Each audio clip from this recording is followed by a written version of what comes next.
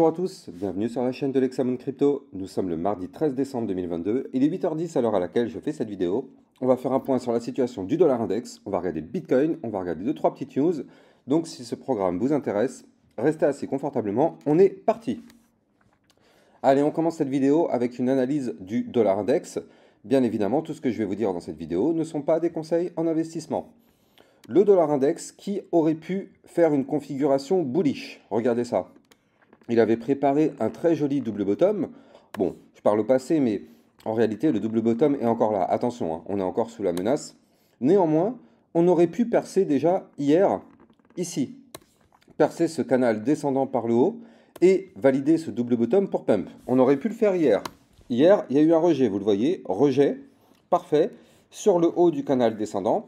Donc ça signifie que, pour l'instant, on continue d'être dans une tendance baissière sur le dollar.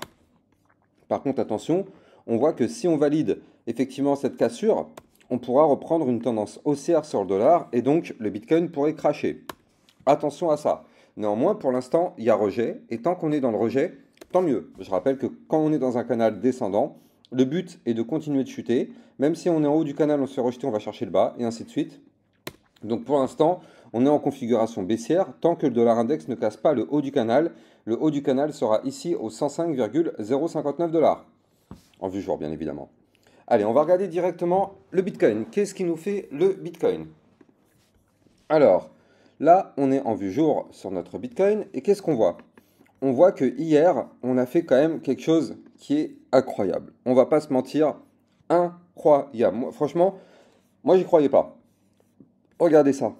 Hier, vous le voyez là, en bleu, on est dans un canal ascendant. En fait, depuis maintenant un petit moment, depuis le 21 novembre, on est dans un canal ascendant. Et hier, on a fait une belle tentative de cassure du canal. Vous le voyez ici, là, ça c'est le bas du canal, zone de support.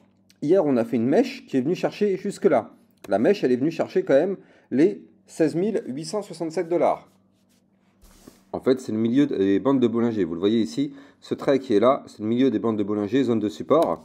Donc pour toutes les personnes qui ne savent pas dessiner des supports, vous pouvez mettre les bandes de Bollinger, vous aurez le milieu et vous saurez aussi que c'est une zone de support clé. Donc effectivement, ça pourra vous donner un indicateur. Néanmoins, là vous le voyez, la mèche a été complètement rachetée. Et au final, regardez où est-ce qu'on a clôturé. On a clôturé dans le canal ascendant. C'est fou quand même, alors qu'on était ici. En fait, hier, on a fait une journée en volatilité à combien? Bon, c'est pas non plus dingo, mais quand même, plus 2,20% sur le Bitcoin, hein, quand même, en une journée, c'est quand même pas dégueulasse. Donc voilà, hier, on a fait une mèche pour tenter la cassure du canal ascendant par le bas pour entamer une phase baissière. Ça n'a pas eu lieu, ce n'est pas validé, parce qu'on a clôturé la journée dans le canal ascendant. Je rappelle que tant qu'on est dans ce canal ascendant, on est en configuration haussière. Je précise, quand on est en bas du canal, on va chercher le haut, mais quand on est en haut, on va chercher le bas. Le bas qui est une zone de support, si on arrive à rebondir sur le bas, qu'est-ce qui se passe? On ira chercher le haut. Donc ici, on est sur le bas du canal, vous le voyez parfaitement. Donc si maintenant on ne casse pas le canal, mais qu'on rebondit sur le bas du canal, qu'est-ce qui va se passer? Eh bien, on ira chercher le milieu, puis le haut du canal. Et là, vous voyez que le haut du canal qui est ici, c'est bien plus haut que ici. Parce que quand on est dans un canal ascendant, vous l'avez compris, on est haussier. Je m'attarde bien sur ces mots-là parce qu'il y a des personnes qui me disent que je ne comprends rien. Mais je pense que quand on est dans un canal ascendant, et là, avec la preuve à l'appui, c'est quand même plutôt clair. Donc, je rappelle à toutes les personnes qui voient des bougies rouges en ce moment, ne vous inquiétez pas, tant qu'on est dans un canal ascendant, on est haussier. Si maintenant on casse le canal ascendant par le bas, là je suis d'accord, on commence à s'inquiéter parce que c'est pour entamer une tendance baissière. Or, pour l'instant, ce n'est pas le cas. Aujourd'hui, le niveau clé à ne surtout pas péter, il est là. 17 110 $. Si on pète ce niveau, effectivement, avec une clôture, effectivement, dans ce cas-là, ce sera une cassure du canal validée, signal de vente pour cracher. Attention à ça, on n'y est pas encore. Maintenant, qu'est-ce qu'on voit? On voit que là, on arrive dans la fameuse zone de prise de décision. Ça fait un bout de temps que je vous en parle, ça fait déjà 4-5 jours que je vous dis que là, techniquement parlant, il va se passer quelque chose dans les 1, 2, je crois que c'était samedi ou dimanche que je vous en ai parlé, 1, 2, 3, 4, 5. Là, il reste 1, 2, 3 bougies, allez, 4 bougies avant qu'il se passe un événement. Donc là, ce qui est sûr et certain, c'est que là, vous le voyez, on arrive dans une zone de compression entre ici cette ligne qui correspond au bas du canal et ici la ligne du haut du range. Donc c'est-à-dire que dans cette zone-là, ça va péter. Clairement, ça va péter. Alors, personne ne sait si ça va péter par le haut ou par le bas, peu importe. Tout ce qu'on sait, c'est que là, si on arrive à péter le haut du range, c'est-à-dire ici, les 17 317 $, ce sera un joli signal d'achat pour Pump. Si on pète malheureusement le canal ascendant par le bas, je vous donnerai les niveaux tous les jours, parce que vu que c'est un canal ascendant, tous les jours le niveau change par le haut. Donc effectivement, je vous donnerai les autres niveaux les prochains jours. Mais en tout cas, si malheureusement on casse le canal ascendant par le bas, ce sera pour entamer un crash. Donc attention à ça. Mais là, en tout cas, tout ce qu'on sait, c'est qu'il va se passer quelque chose dans les 3-4 jours à venir. Et quand on voit par rapport à l'actualité, c'est plutôt cohérent parce que vous le savez, je crois que ça commence dès aujourd'hui et jusqu'à jeudi, il va y avoir plein d'annonces au niveau de la Fed et au niveau de... Enfin, je sais pas, j'ai pas tout regardé en détail, mais je pourrais vous mettre sur Twitter ce qui va se passer, j'ai trouvé l'article. Donc effectivement, il va se passer le FOMC aux États-Unis et d'autres événements qui pourront faire vraiment varier et exploser le cours d'un côté ou de l'autre. Donc ça va être là un milieu de semaine avec une très très forte volatilité à partir de aujourd'hui, voire jusqu'à jeudi soir. Donc soyez très très attentifs à ce qui va se passer parce que potentiellement on peut avoir une volatilité très accrue vers le haut ou vers le bas. Et ça correspond parfaitement avec ce matching de mon niveau technique où je vous dis que là, dans ce triangle-là, il va se passer quelque chose. Moi, ça fait plusieurs jours déjà que je vous le dis. Donc en fait, quand vous faites de l'analyse technique, sans même savoir ce qui se passe réellement au niveau des événements et tout ça, vous savez là, techniquement, qu'il va se passer quelque chose. Donc on sait que là, même s'il ne se passe aucun événement ou quoi, là on sait qu'il va y avoir une cassure d'un côté ou de l'autre. Donc voilà, c'est les buts de l'analyse technique de nous faire voir ce genre de choses. Allez, j'ai quelque chose d'extrêmement magnifique à vous montrer. Enfin, pour moi, c'est magnifique parce que vous le savez, moi, je suis je kiffe le trading, je kiffe analyser les courbes. Et donc là, vous le voyez ici, je vais vous montrer quelque chose qui, pour moi, est juste magnifique techniquement parlant. Avant de vous parler de ça, je rappelle que pour trader la volatilité, vous allez trouver dans chacune des descriptions de mes vidéos un lien de parrainage Bybit. Grâce à ce lien de parrainage, vous allez pouvoir bénéficier d'un bonus qui peut aller jusqu'à 4 250 $ de récompense. Pour avoir cette récompense, il faut faire un premier dépôt et surtout un premier trade, minimum 250 $. Plus votre premier trade sera élevé, plus vous serez éligible à un fort niveau de bonus. On va regarder aussi un petit coup d'œil sur mon Twitter. Donc mon Twitter officiel est ici. Vous l'avez en description de vidéo ici. Donc sur mon Twitter officiel, hier, ça a été le jour où sur la pre-sale IMPT, on a pu récupérer nos tokens. Alors, il y a eu un petit couac à un moment donné, c'est-à-dire qu'on ne pouvait pas récupérer nos tokens, ou bien on pouvait récupérer nos tokens, mais le réseau Ethereum était tellement surchargé à ce moment-là que du coup, on nous demandait de payer des frais très très élevés. Par exemple, pour récupérer 150 $, on devait payer genre 80 $ de frais. Donc ça, c'est voilà, c'est parce que le réseau était très très congestionné à ce moment-là. Donc vous le savez, plus le réseau est congestionné, plus on vous demande de payer des frais qui sont importants. Mais ça, c'était pas grave. Il fallait juste attendre un petit quart d'heure ou une heure le temps qu'ils corrigent le bug. Ils ont corrigé le bug et au final, ça nous a permis de récupérer les tokens. Moi, j'ai dû payer, je sais pas, genre 2 $ pour récupérer 150 $ de tokens. J'ai dû payer 2 $ de frais. Donc ça reste complètement acceptable. Donc voilà. En tout cas, la pre-sale, je pense que bah, vu qu'on a récupéré nos tokens et que bah, pour l'instant, ça a l'air de tourner, est-ce que c'était une arnaque? Pour l'instant, on ne peut pas le dire, je pense pas. En tout cas, on voit qu'il y a eu quand même un début de listing sur un échangeur. On peut actuellement l'échanger sur Uniswap. Donc, est-ce que c'est bien, est-ce que c'est pas bien? Ça, c'est à vous de vous faire votre propre idée. Mais en tout cas, pour l'instant, ça tient la route. On verra bien ce qui va se passer lors des prochains listings, si effectivement le truc explose ou pas. Mais en tout cas, pour ceux qui voulaient rentrer sur la pre-sale, bah là, ça y est, la pre-sale est terminée. On a récupéré nos tokens. Maintenant, il n'y a plus qu'à patienter pour voir ce que ça va donner. Allez, autre petite info.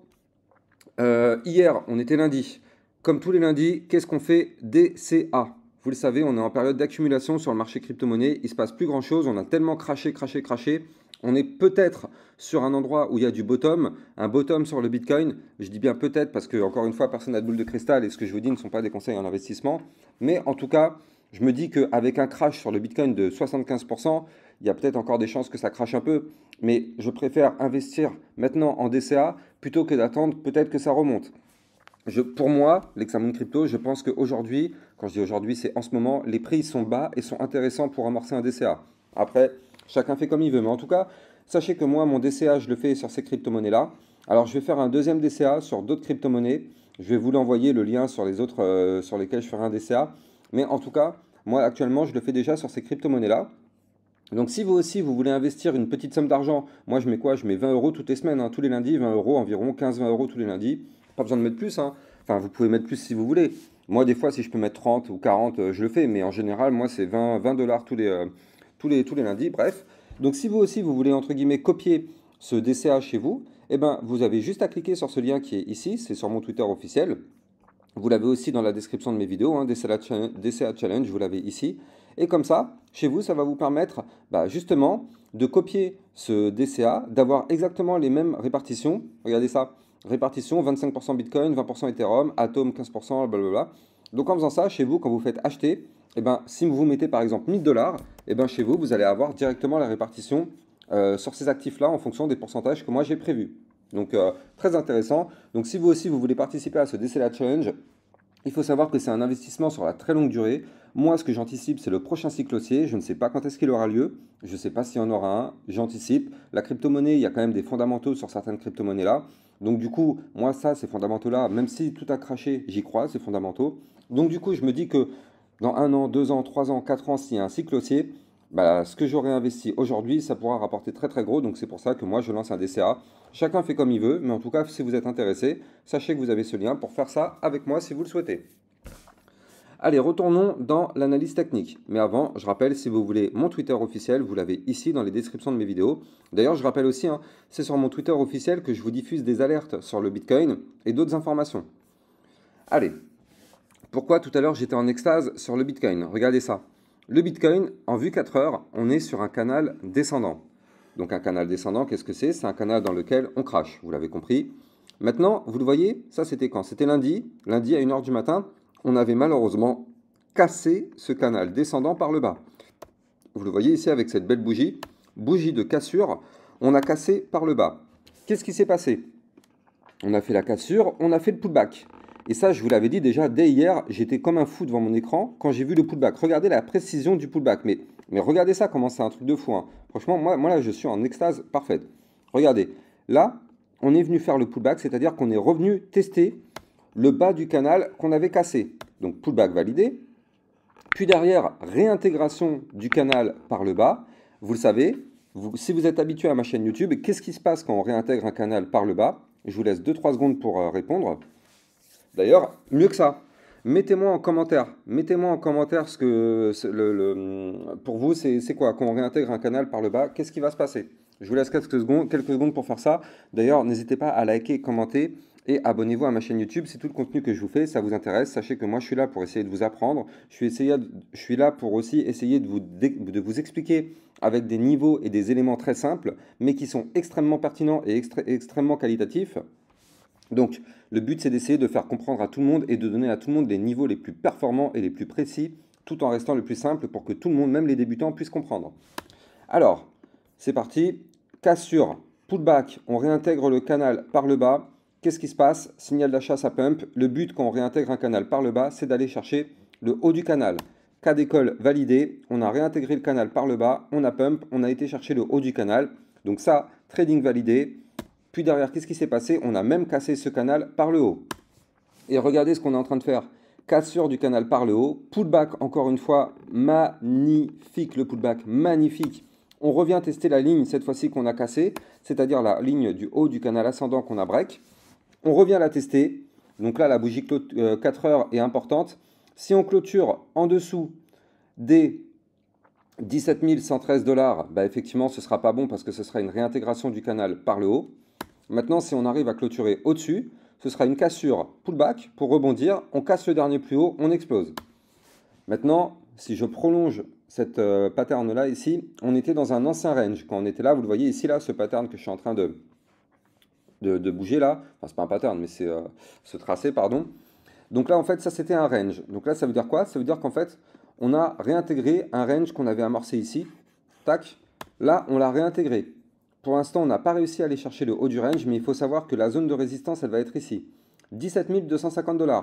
Si on break ce niveau, ce sera un signal d'achat pour pump. Si on pump, on ira chercher ici les 17 315 $. Maintenant, si on break les 17 315, signal d'achat pour pump, on ira chercher les 17 618 $. Par contre, si on réintègre le canal descendant par le haut, ici, Donc le but, ce sera d'aller chercher le milieu du canal, qui sera précisément ici aux 17 045 $. Malheureusement, si on cassera ce milieu, qui sera une zone de support, on ira chercher le support du bas du canal aux 17 916 $. Donc vous l'avez compris, là pour l'instant, le Bitcoin est en vue 4 heures dans une configuration haussière. Il nous fait la cassure, le pullback. On va voir où est-ce qu'il va se terminer ce pullback. Mais potentiellement, ça peut être très très bon. En tout cas, c'est plutôt sympa ce qui nous a fait le Bitcoin hier et ce matin. Donc clairement, on ne va pas non plus s'extasier. Hein. On n'est pas non plus dans un bull run ou quoi. Mais potentiellement, on est en train de se rapprocher doucement mais sûrement d'une zone importante à casser. On voit qu'on a quand même de la force acheteuse qui n'a pas envie que certains niveaux soient cassés. Donc peut-être qu'il risque de se passer des choses intéressantes dans les prochains jours. J'espère vraiment que vous avez kiffé cette vidéo. N'hésitez pas à liker, commenter. Abonnez-vous à ma chaîne YouTube. N'hésitez pas à venir me suivre sur mon Twitter officiel. Vous le savez, normalement, j'essaye de vous trouver des crypto-monnaies qui peuvent exploser tous les jours. Bon, aujourd'hui, j'ai pas eu le temps de le faire, mais regardez, je voulais juste vous montrer le Océan. Le Océan, je vous en avais parlé dimanche. Dimanche, je vous en avais parlé et hier, il a encore fait un pump. Je vous avais dit dimanche que le Océan, il est à surveiller. Il faut vraiment regarder ce qu'il va faire. Et regardez ça. Hier, il a encore fait un pump. Et depuis que moi, je vous ai prévenu sur le Océan, c'était ici à 0,1522. On voit qu'on a été tapé quand même à plus 23,58% depuis que moi, je vous en ai parlé. Donc ça, c'est vraiment très intéressant. Si vous voulez être sûr et certain de rater aucune crypto-monnaie qui peut exploser, n'hésitez pas à venir me suivre sur mon Twitter officiel. C'est là où je vous diffuse les crypto-monnaies intéressantes, les crypto-monnaies avec des bons patterns qui peuvent faire des choses plutôt bullish, des pumps comme celui qu'on vient de voir sur le Océan. Ça se passe sur mon Twitter officiel. Donc, vous avez le lien de mon Twitter officiel ici dans la description de ma vidéo. N'hésitez pas aussi à créer votre compte Bybit avec ce lien de parrainage pour que vous puissiez avoir ce bonus de 4 250 $. Quant à moi, j'ai plus qu'à vous souhaiter une bonne journée. Je vous dis à demain pour une prochaine vidéo. Ciao, ciao.